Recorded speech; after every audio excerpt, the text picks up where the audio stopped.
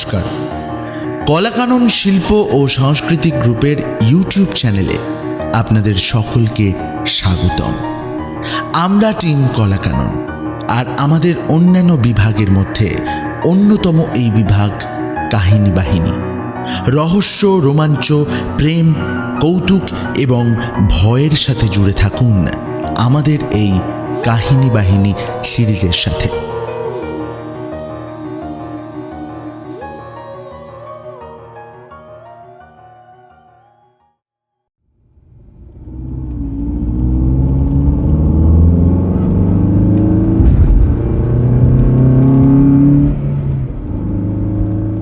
সভা শেষ হতে বেশ রাত হয়ে গেল। আমার যে বাড়িতে রাত্রে থাকা ঠিক হয়েছে সেটা শহরের বাইরে, ডাকবাংলোয়। কর্মকর্তাদের একজন মোটরে আমাকে পৌঁছে দিয়ে গেলেন, কিন্তু পথে বিপত্তি। শহর ছাড়িয়ে একটু গিয়েই মোটর বিকল হলো।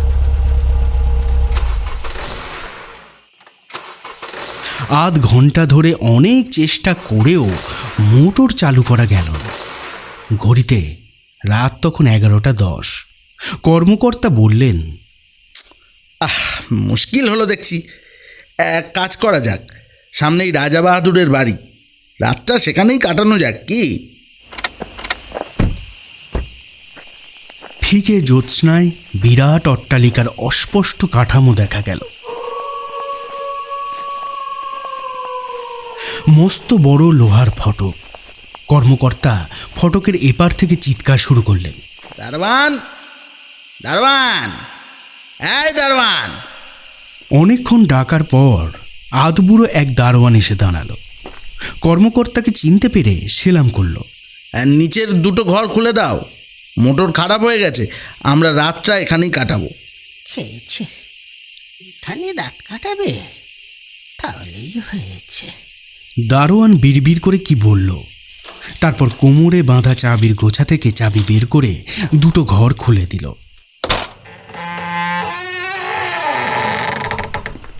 একটা ঘরে আমি, আর একটায় কর্মকর্তা আর ড্রাইভার। ঘরের মধ্যে পা দিয়েই বুঝতে পারলাম ঘর রীতিমতো ঝাড়পোঁছ করা হয়। কোথাও এক তিল ময়লা নেই। উঁচু খাট, তার উপর পরিষ্কার বিছানা, ঝালর দেওয়া দুটো বালিশ। সারা রাত বাতি জেলে ঘুমানো অভ্যেস, অন্ধকারে একেবারেই ঘুম হয় না। কম পাওয়ারের নীলাভ বাতিটা জেলে রাখলাম। শুয়ে শুয়ে এদিক ওদিক দেখতে দেখতে চোখে পড়ে পায়ের দিকে একটা তেল রঙের ছবি। সিংহাসনের মতো কারুকার্য করা একটা চেয়ারে একজন প্রৌঢ় বসে। অঙ্গে জমকালো পোশাক, প্রকাণ্ড মুখ, বিরাট গোঁফ, রক্তাক্ত দুটি চোখ যেন জলজল করছে। ইনি সম্ভবত রাজা বাহাদুর। এই অট্টালিকার মালিক ছিলেন।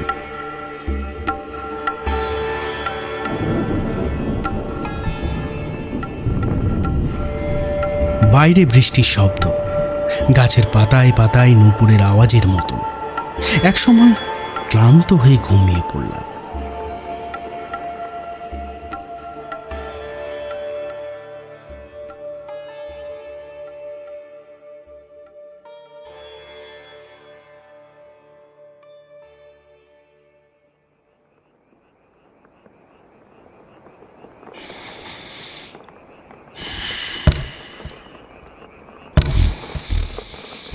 ঘুমের মধ্যে একটা শব্দ কানে এলো।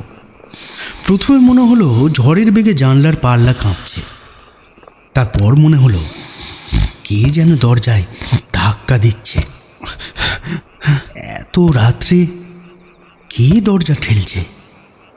তবে কি কোনো কারণে কর্মকর্তা কিংবা ড্রাইভার ডাকছে? দু হাতে চোখ রগড়ে উঠে বসলাম।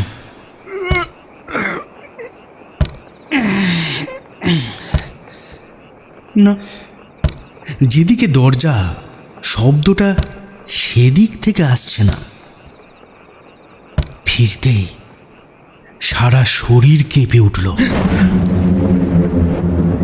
আমি ভীরু এমন বদনাম কেউ দেবে না, কিন্তু চোখের সামনে এমন এক দৃশ্যকে অস্বীকারই বা করি কি করে? ছবির ফ্রেমটুকু রয়েছে, রাজা বাহাদুর নেই। ছবির ঠিক নিচে রাজা বাহাদুর বসে।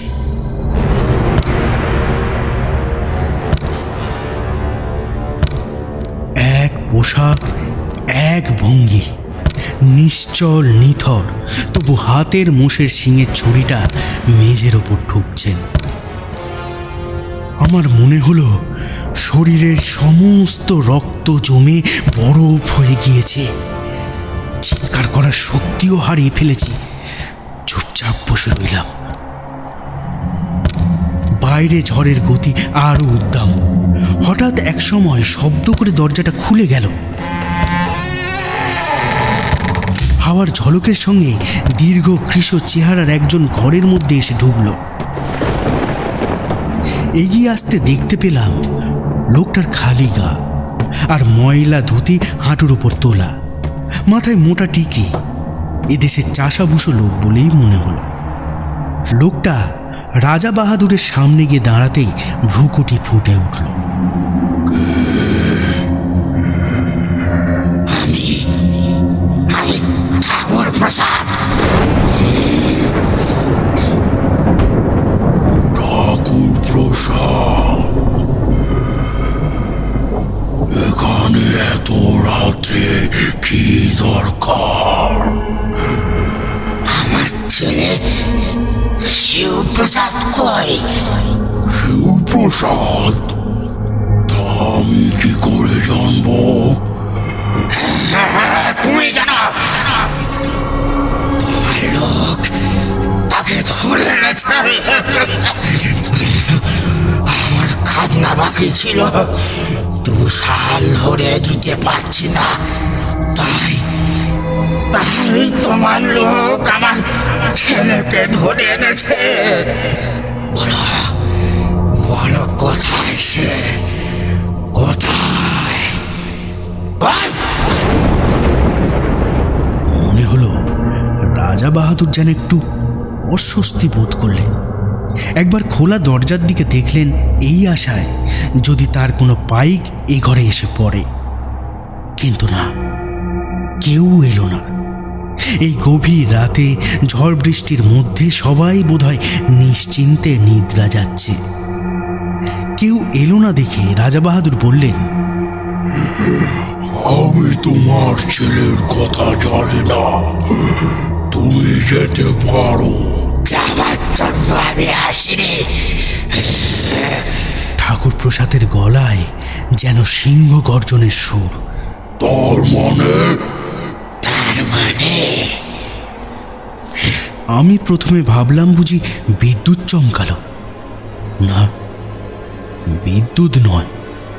ঠাকুর প্রসাদ কোমর থেকে ধুতির আড়ালে লুকানো প্রকাণ্ড একটা ভোজালি বের করল।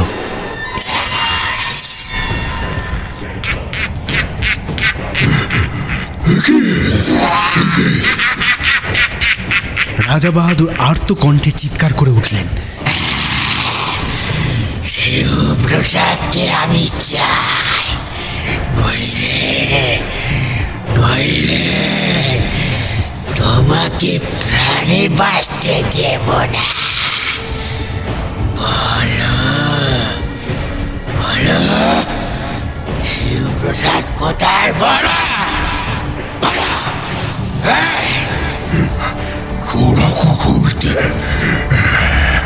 বলতে বলতে রাজা বাহাদুর উঠে দাঁড়ালেন। উঠে দাঁড়িয়ে দেয়ালে ফটোর পিছনে হাত দিয়ে কি একটা টিপলেন। সঙ্গে সঙ্গে ঘর ঘর করে একটা শব্দ।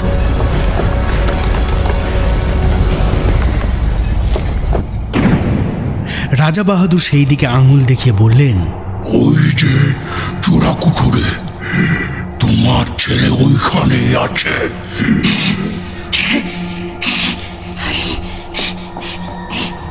ঠাকুর প্রসাদ যেভাবে নেমে গেল মনে হলো যেন সিঁড়ি আছে।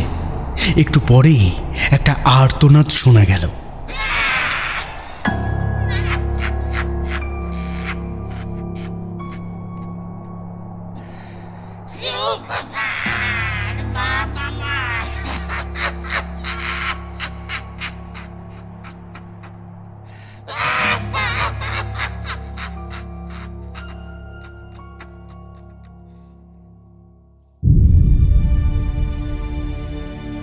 শুনছেন কলাকানন গ্রুপের কাহিনী বাহিনীর আজকের নিবেদন।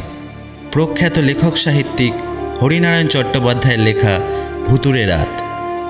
এই রকম গল্প আরও শুনতে আমাদের চ্যানেলটি সাবস্ক্রাইব করুন এবং বেল আইকনটি প্রেস করতে ভুলবেন না।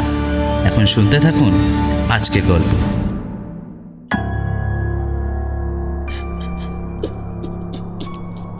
ঠাকুর প্রসাদ উপরে উঠে এলো, তার কোলে মরা ছেলে।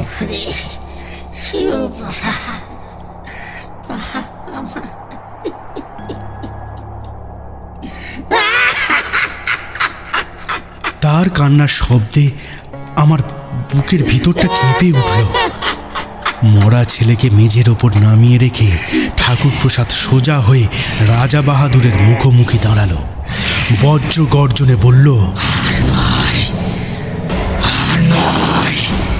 তোমার অত্যাচার অনেক সহ্য করেছি, এবার প্রতিশোধ নেব। যে ভোজালিটা কোমরে গুঁজে রেখেছিল সেটা সে আবার টেনে বের করল। আমি ভয় পেলাম। এখনই আমার চোখের সামনে একটা খুনোখুনি হয়ে যাবে ভেবে চিৎকার করে উঠলাম। কি আশ্চর্য, গলা দিয়ে একটুও স্বর বের হলো না। রাজা বাহাদুর চেঁচালেন, রামলোচন, রামলোচন, পিয়ারলাল।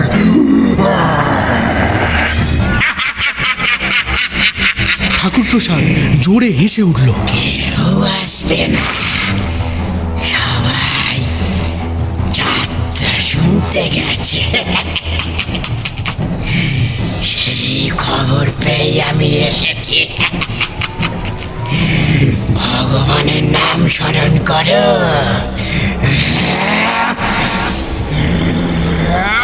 তারপর কি হয়ে গেল? আমার চারিদিকে ধোঁয়ার রূপ। সেই ধোঁয়ার মধ্যে রাজা বাহাদুর আর ঠাকুর প্রসাদ হারিয়ে গেল।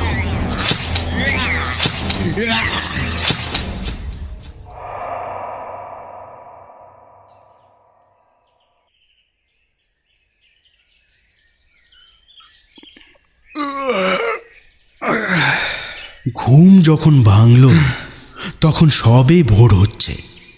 কাঁচের জানলা দিয়ে সূর্যের প্রথম কিরণ এসে বিছানার ওপর পড়েছে। বিছানা থেকে উঠেই ফটোর দিকে দেখলাম রাজা বাহাদুরের প্রকাণ্ড মূর্তি। নেমে ফটোর পিছনে হাত দিয়ে দেখলাম চোরা কুঠুরি খোলার কোনো বোতাম দেখতে পেলাম না। মেঝে নিরীক্ষণ করে দেখলাম কোথাও কোনো ফাটল নেই। তাহলে সবই আমার মনের ভুল, কিংবা স্বপ্নে সব কিছু দেখেছি। দরজা খুলে বাইরে এলাম। গেটের কাছে দারোয়ান বসে। তার কাছে গিয়ে দাঁড়াতে সে উঠে সেলাম করলো।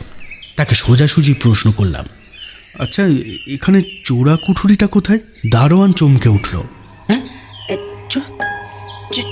চোরা কুঠুরি? হ্যাঁ, যেখানে রাজা বাহাদুর প্রজাদের ধরে এনে রাখতেন। আপনাকে এসব কে বললো বাবুজি? যেই বলুক, কথাটা সত্যি কিনা তুমি বলো না। দারোয়ান চাপা গলায় বলল, আমি কিছু জানি না বাবুজি। বাবার কাছে শুনেছি যে ঘরে আপনি শুয়েছিলেন সেখানেই চোরা কুঠুরি ছিল। মেঝেটা ফাঁক হয়ে নেমে যাওয়ার রাস্তাও ছিল। রাজা বাহাদুর মরে যাওয়ার পর তার ছেলে বিলাত থেকে ফিরে এসে মেঝে গিয়েছে চোরা কুঠুরি বন্ধ করে দিয়েছিলেন।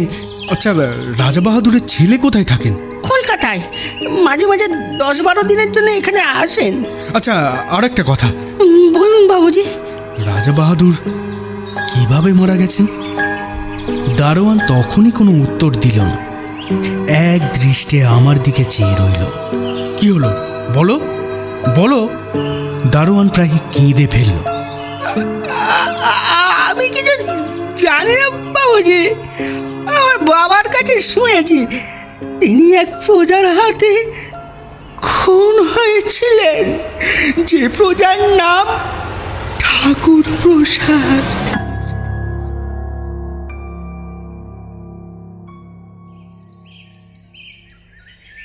দারোয়ান উত্তর দেবার আগেই কর্মকর্তার গলা কানে এলো। চলুন মুখ হাত ধুয়ে আমরা বেরিয়ে পড়ি। সকালে কলকাতা ফেরার একটা ট্রেন আছে।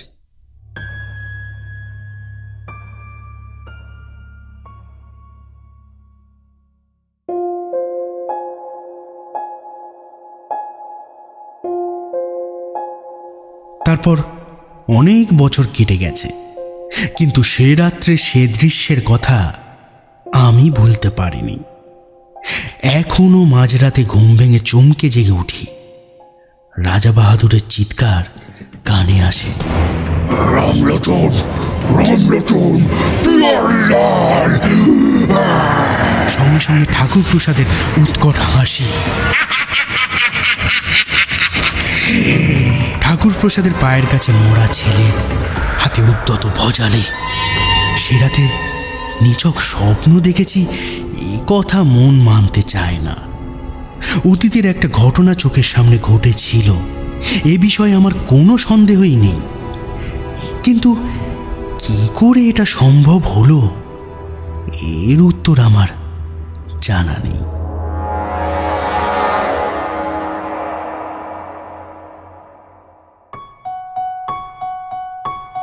শুনছিলেন আজকের গল্প হরিনারায়ণ চট্টোপাধ্যায়ের লেখা ভুতুড়ে রাত। গল্পের সূত্রধার আমি চন্দ্র। গল্প পাঠ দারোয়ান এবং রাজা বাহাদুরের ভূমিকায় শুভদীপ বনু, ঠাকুরপ্রসাদের চরিত্রে সৌম্যদীপ বনু, কর্মকর্তার ভূমিকায় কৌশিক জানা। গল্পটি পরিচালনা এবং পোস্টার ডিজাইন করেছেন শুভদীপ বনু, সম্পাদনায় সৌম্য এবং জিৎ, এবং স্পেশাল এফেক্টসে পাপ্পু। গল্পটি কেমন লাগলো আমাদের জানাতে পারেন ইউটিউব কমেন্ট বক্সে। সবাই ভালো থাকবেন, সুস্থ থাকবেন। আমাদের পাশে থাকার জন্য অসংখ্য ধন্যবাদ।